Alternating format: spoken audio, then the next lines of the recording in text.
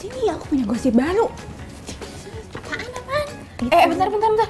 Kok ini anget banget sih? Emang kenapa kok anget? Ih, katanya kalau anget gini nanti anaknya banyak tahu. Ih, aku baru denger, masa sih? Iya, dulu tau nggak yang pas SD nih, coba deh gini tangannya. Dikepel, terus tuh hitung ada berapa? 1, 2, 3, tuh ada 3, nanti anaknya 3. Ih, mitos kali. Ih, bener tahu. Semua mitos yang tadi itu salah. Entah dari mana tuh datangnya. Nah, gimana sih untuk mengetahui kesuburan seorang wanita? Tonton video berikut ini.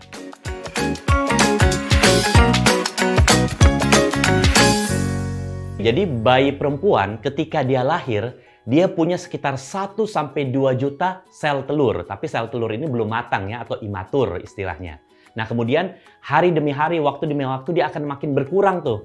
Sampai kurang lebih pada saat bayi perempuan tersebut menginjak waktu puber. Waktu puber tuh kurang lebih tinggal 500.000. Jadi bayangkan ya sudah berkurang separuh lebih gitu loh. Dan akan dia makin berkurang terus ketika dia sampai dia menopause. Sel telur yang banyak, jadi jumlah yang banyak, belum tentu kualitasnya bagus semua. Itu juga mempengaruhi kesuburan. Dan perempuan selain sel telur, ada faktor-faktor lain yang menentukan untuk dia bisa hamil atau enggak. Dia subur atau enggak dalam hal ini ya. Dia bisa punya anak atau enggak. Salah satunya apa? Saluran telurnya atau si tuba falopi tersebut. Jadi pada wanita yang saluran telurnya buntu, apalagi kalau dua-duanya buntu, kiri dan kanan buntu, sudah otomatis dia tidak akan bisa hamil secara alami. Dia harus hamil dengan bantuan seperti bayi tabung. Jadi perempuan kalau dia subur, bisa aja setiap tahun dia hamil. Yang penting pada saat dia melakukan hubungan suami istri, pada saat dia lagi ovulasi, sel telurnya itu lagi keluar dari indung telurnya. Karena harus dipahami ya, tidak selamanya, tidak setiap hari wanita itu subur. Jadi dalam satu siklus atau dalam satu siklus mens, kesuburan itu cuma kurang lebih 1-2 hari. Kita istilahkan itu ovulasi ya, masa subur. Artinya sel telur keluar dari indung telur. Nah pada saat itu kalau terjadi hubungan suami istri, sperma suami normal, sel telurnya keluar dan sehat, bisa terjadi kehamilan. Jadi kalau setiap tahun dia habis melahirkan, kemudian dia kembali lagi waktu mens, dia subur dan melakukan hubungan suami istri, bisa aja dia hamil setiap tahun. Yang bahayanya bagi wanita yang terlalu sering melahirkan, bisa terjadi banyak resiko. Salah satunya yang paling ditakuti adalah perdarahan pasca persalinan. Jadi setelah melahirkan itu, karena rahim itu kan kalau hamil dia membesar, kemudian mengecil, membesar, mengecil. Jadi kayak karet gitu loh. Dia berulang-ulang membesar, mengecil, ada kalanya nanti dia gagal mengecil atau gagal berkontraksi. Itulah yang menyebabkan perdarahan yang banyak sekali, dan ini banyak sekali terjadi di tahun-tahun lampau di Indonesia, tahun 60-an, tahun 70-an. Ketika itu angka kematian ibu sangat tinggi. Kenapa? Karena pada saat itu belum ada program keluarga berencana. Orang punya anak 5 itu biasa. Zaman dulu itu orang anak 5 bisa sampai 8, bahkan kadang-kadang bisa sampai 10.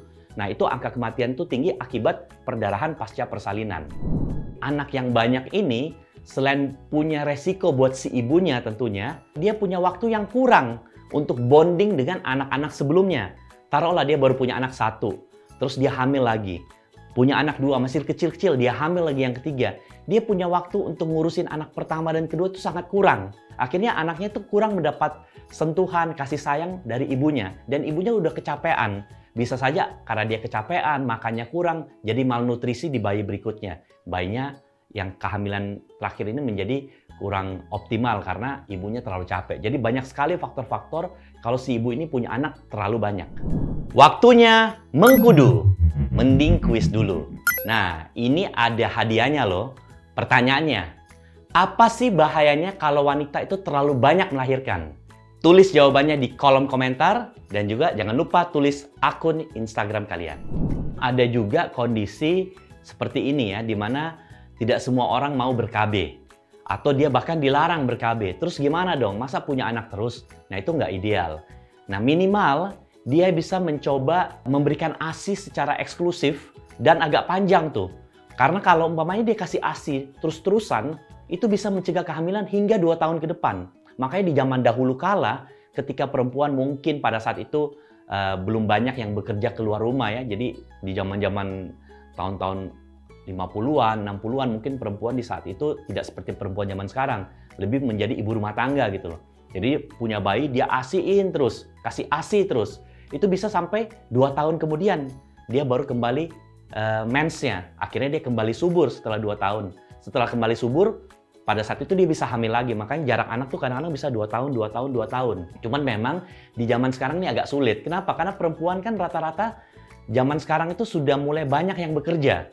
Ditambah lagi biasanya setelah 6 bulan sudah dikasih makanan pendamping ASI buat si bayi ini. Jadi bayinya itu ASI ke ibunya tuh mulai makin jarang-jarang. Akhirnya kembali kesuburan menjadi lebih cepat. Di Indonesia ini ada yang namanya BKKBN ya. Itu menyarankan anak tuh antara 2 sampai 3. Itu udah diteliti dari segala macam aspek, mulai dari aspek medis, aspek sosial, segala macamnya. Karena contohnya gini, kalau anak 1, nanti untuk tumbuh kembang anak secara sosial tuh mungkin tidak terlalu optimal. Karena dia bisa menjadi, ya kalau anak tunggal kan biasanya kita lihat kan anak tunggal tuh menjadi kayak lebih, dalam tanda petik, lebih egois mungkin ya. Karena semua dia dapatkan, semua perhatian, semua kasih sayang, segala macam barang di rumah itu punya dia. Tetapi kalau dia punya adik contohnya, disitulah dia belajar menjadi leader, jadi kakak. Adiknya menjadi follower, menjadi pengikut kakaknya. Makanya disarankan tuh jumlah anak tuh tidak 1. Begitu pula tidak lebih dari 3. Jadi makanya 2 sampai 3 gitu loh. Karena kalau sampai 4, mungkin faktor-faktor medis tidak bagus buat si ibu. Belum lagi faktor-faktor sosial seperti biaya. Karena kan jumlah anak ini juga harus kita pikirkan, selain faktor medis, anak ini kan kita harus besarkan sampai dia mencapai jenjang pendidikan yang optimal ya kan. Kalau banyak anak tentunya kan biaya makin besar. Makanya BKKBN sudah meneliti ini dari segala macam aspek. Idealnya 2 sampai 3 orang anak. Oke Moms, itu tadi video tentang gimana sih kita mengetahui kesuburan seorang wanita. Semoga video ini bermanfaat dan jangan lupa share ke Moms yang lainnya.